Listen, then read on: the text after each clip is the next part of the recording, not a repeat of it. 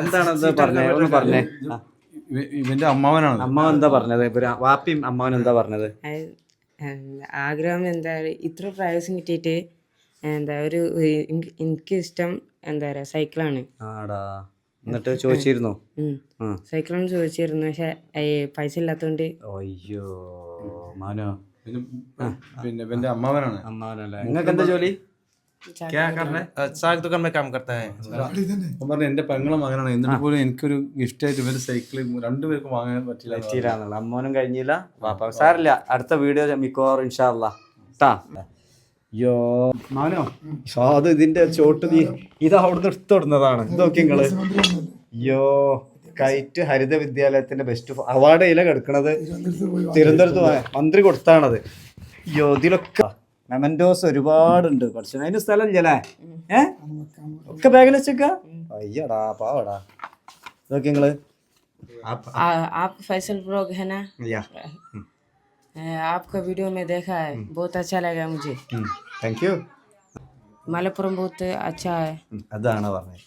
മലപ്പുറം എപ്പോഴും എല്ലാവർക്കും നല്ല സ്ഥലമാണ്.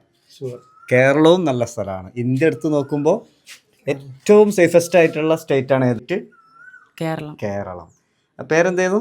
മുനവർ ഹുസൈൻ. മുനവർ ഹുസൈന്. ഇത് ഷാഹിദ് റഹ്മാൻ. ഉപ്പാണ് അല്ലേ? ഉപ്പാക്കെന്താ ജോലി? ചാക്കുംകടയിൽ. ഓക്കെ. എന്താ സംഭവം എന്ന് പറയാം, മുനവർ ഹുസൈനെ കാണണം എന്നുള്ള അൻവറും ഫാറൂഖ് മാഷും ഇവരൊക്കെ നാട്ടിലുള്ള മന്മാനുവിൻ്റെ തൊട്ട അയൽവീട് ഈ ഇതിലുള്ളതാണ്. പിന്നെ 7 ഭാഷ സംസാരിക്കുന്നല്ല പറഞ്ഞേ. 7 ഭാഷ ഈ 4 വർഷം കൊണ്ട് കേരളത്തിൽ വന്നപ്പോൾ പഠിച്ചു എന്നാണ് പറഞ്ഞത്.